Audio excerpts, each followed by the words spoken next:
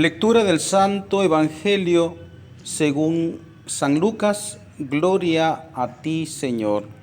Muchos han tratado de escribir la historia de las cosas que pasaron entre nosotros tal y como nos la transmitieron los que las vieron desde el principio y que ayudaron en la predicación. Yo también, ilustre Teófilo, después de haberme informado minuciosamente de todo, desde sus principios, pensé escribírtelo por orden para que veas la verdad de lo que se te ha enseñado. Después de que Jesús fue tentado por el demonio en el desierto, impulsado por el Espíritu, volvió a Galilea. Iba enseñando en las sinagogas, todos lo alababan y su fama se extendió por toda la región. Fue también a Nazaret, donde se había criado. Entró en la sinagoga, como era su costumbre hacerlo los sábados, y se levantó para hacer la lectura. Se le dio el volumen del profeta Isaías, lo desenrolló y encontró el pasaje en que estaba escrito: El Espíritu del Señor está sobre mí, porque me ha ungido para llevar a los pobres la buena nueva, para anunciar la liberación a los cautivos y la curación a los ciegos, para dar libertad a los oprimidos y proclamar el año de gracia del Señor. Enrolló el volumen y lo devolvió al encargado y se sentó. Los ojos de todos los asistentes a la sinagoga estaban fijos en él. Entonces comenzó a hablar diciendo: Hoy mismo se ha cumplido este pasaje de la Escritura que acaban de oír. Palabra del Señor. Gloria a ti, Señor Jesús. Estimados hermanos, estamos en el tercer domingo del tiempo ordinario en el ciclo C, y hoy pues oficialmente empezamos a leer el evangelista correspondiente a este ciclo, que es Lucas. Es muy hermoso observar y contemplar cómo la iglesia ha ordenado las lecturas en un proceso. Hace 15 días estábamos concluyendo la Navidad y nuestra predicación fue que habían dos personas que presentaban a Jesús, y esa es la transición a la vida pública, de la vida de infancia a la vida pública, y decíamos que el que presentaba era Juan el Bautista, como personaje humano que presentaba como un hombre entre los hombres a Jesús, y también teníamos el testimonio del Padre que presentaba a su Hijo. Hace 8 días el evangelista Juan nos presentaba a Jesús haciendo su primer milagro, y precisamente dice por eso los discípulos que ya tenía creyeron en él y mostró su gloria, es decir, dio a conocer, aunque aquí fue impulsado por su madre la Virgen Santísima para mostrar quién era él. Y en el día de hoy que empezamos oficialmente la lectura del evangelista Lucas, uno puede observar cómo hoy él se presenta. Él se presenta ante el mundo diciendo: yo soy el Mesías. Como nosotros no somos judíos, entonces de pronto no nos causó mayor impacto el texto que escuchamos que él citó del profeta Isaías. Pero estoy plenamente seguro que sus oyentes, los que estaban ahí en la sinagoga de Nazaret donde se crió, no en su tierra natal, sino donde se crió, estoy seguro que eso fue, las palabras sonaron muy fuertes, y de hecho si uno continúa en el texto, uno se da cuenta que después lo impulsan para matarlo en el barranco. Porque ¿cómo se atreve a decir Jesús que este texto hoy se cumplió? Porque ellos sí que lo captaron muy bien. Él se estaba presentando como el Mesías. Pero bueno, dejemos las controversias allá, culturales y familiares, y bueno, todo eso que pasó allí. Y ahorita nos podemos enfocar también a que Él no solo se presenta como el Mesías, sino que también Él también presenta su misión. ¿A qué viene? ¿A qué viene?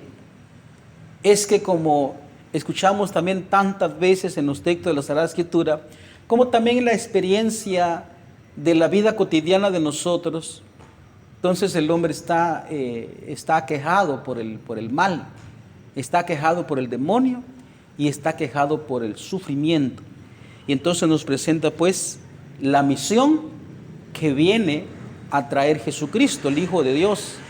Porque Dios no ha querido quedarse indiferente ante el sufrimiento humano. Y por eso dice, me ha ungido para llevar a los pobres la buena noticia. ¿Cuál es esa buena noticia? Pues que la vida no se termina acá y el mal no tiene la última palabra y hay vida eterna. Dice, para anunciar la liberación a los cautivos. Ustedes se recuerdan que hay un pasaje donde los fariseos dicen, o sea que nosotros somos esclavos, nunca hemos sido esclavos de nadie, como dices tú. Eso. La cosa es que Cristo dice, todo el que comete pecado es esclavo.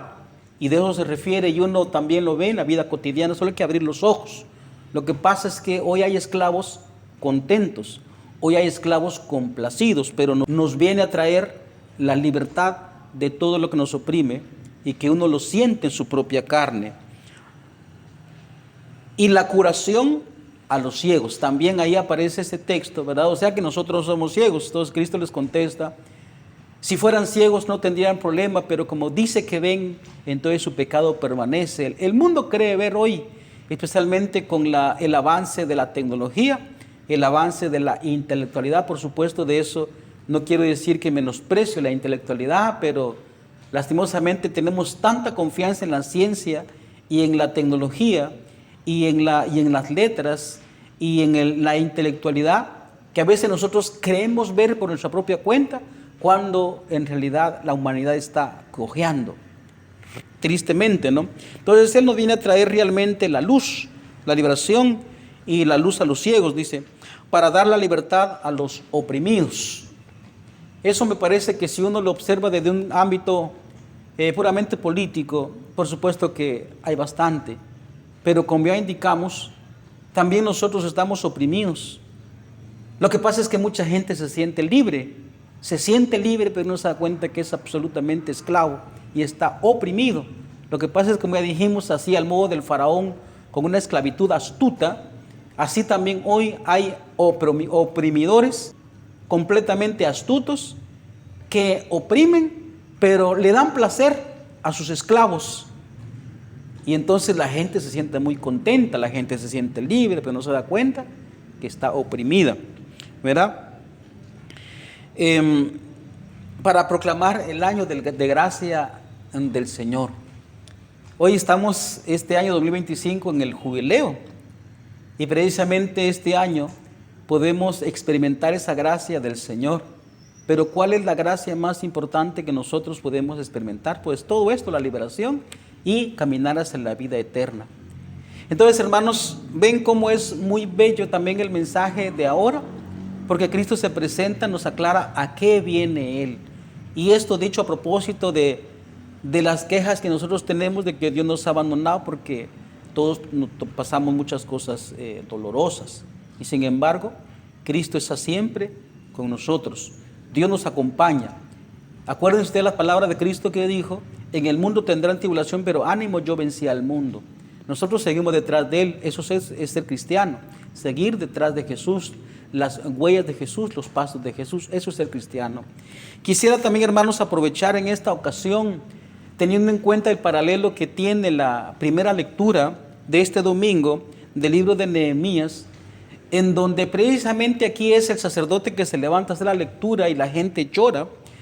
Pero quisiera también hablar en este sentido un poquito apologético de la cultura a la que estamos viviendo, porque en la iglesia se está metiendo también mucha cosa,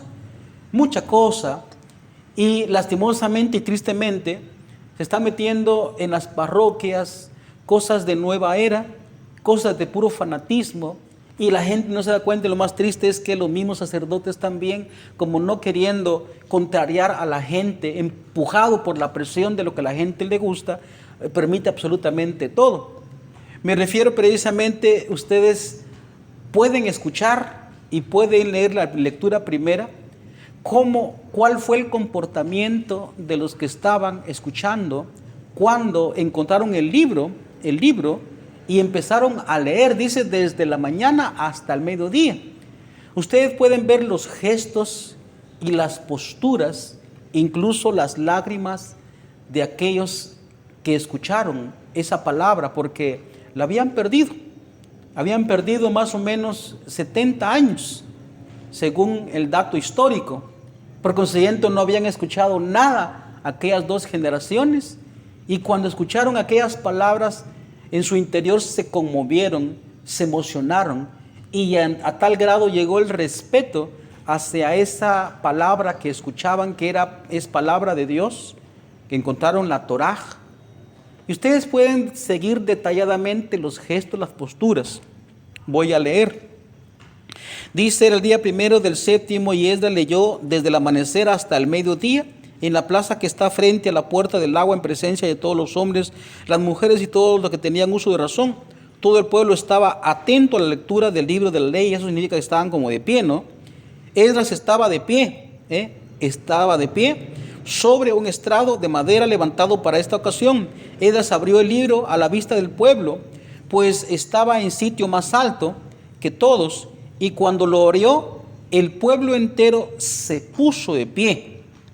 Esdras bendijo entonces al Señor, el gran Dios, y todo el pueblo levantó las manos, respondió amén, e inclinándose se postraron rostro en tierra. Los levitas leían el libro de la ley de Dios con claridad y explicaban el sentido de manera que el pueblo comprendía la lectura.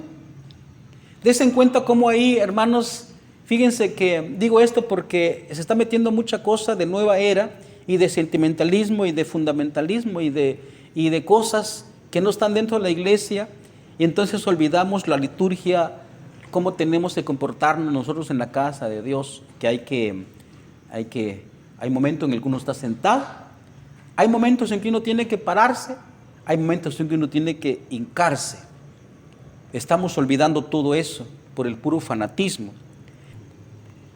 Y esto, hermanos, aquí están, digamos, por decirlo de esa manera, también una interpretación fundamentada con lo que nosotros conocemos como los gestos y posturas dentro de la liturgia.